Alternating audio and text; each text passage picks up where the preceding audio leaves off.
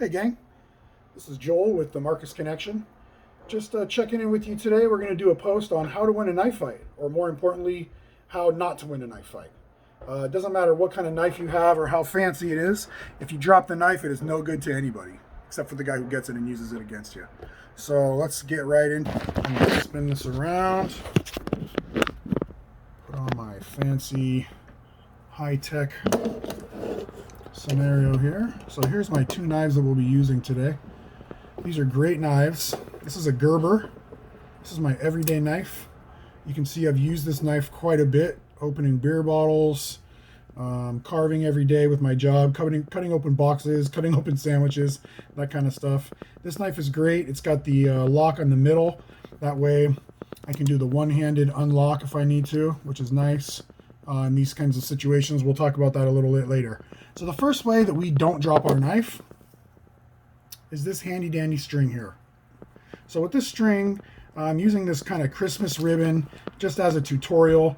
It is nice and smooth, but usually we'd be using some paracord or maybe some wax string. Whatever you use, you do want to make sure that it's very strong, so I would recommend some paracord. That's usually really good.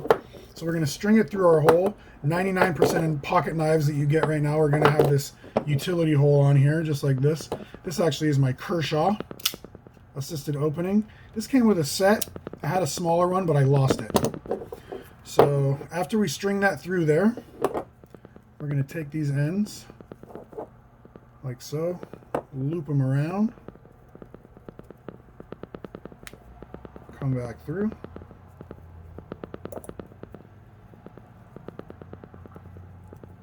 I get that knot as close to the ends as possible so you have as much room as can. And there we go.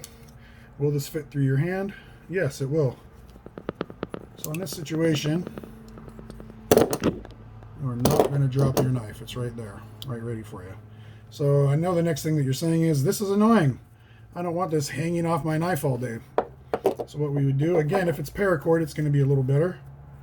We tie a slip knot. We get that knot as close to the knife as possible.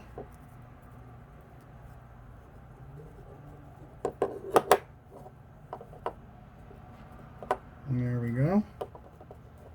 And then that's not so bad. It's easy to kind of get in and out of your pocket. Again, if it's paracord, it's even easier. There are some other utilities on there, so that's cool. So not bad at all. So if ever you're in a knife fight, you would grab the knot, pull the slip knot, slip your hand through the knife, and then you're good to go. You're never going to drop that knife, right? That's great. So the other thing that we're going to talk about is, what if it's rainy and wet?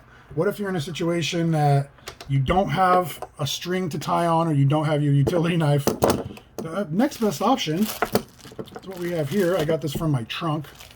This is very used. This usually comes in a block, a big square, but this is surf wax. This is meant to keep people from slipping off their surfboards. When I'm walking before I go surfing, I'll keep a little piece of it and just kind of rub it around in my hand, so my hands get a little sticky. And what you'd want to do is take your knife, just rub a little wax on there. This wax won't stay on here forever. It'll kind of come off eventually. But as I'm rubbing it on there, on the edges there, up to the top. Now, when I am in my knife fight, this is much stickier. I can feel it. It's going to be way harder for me to drop. It's not as sticky. If I do get this wet, this is designed so that it's not going to just wash off. It's surf wax for that matter. So two great ways, we'll wax this guy up while we're at it. Two great ways to keep your knives from slipping out of your hands. Again, doesn't matter what kind of fancy knife you have, or if you're a Filipino knife fighting monk. If you drop your knife, it's not going to do you any good. Thanks again, Marcus. Signing out. Aloha.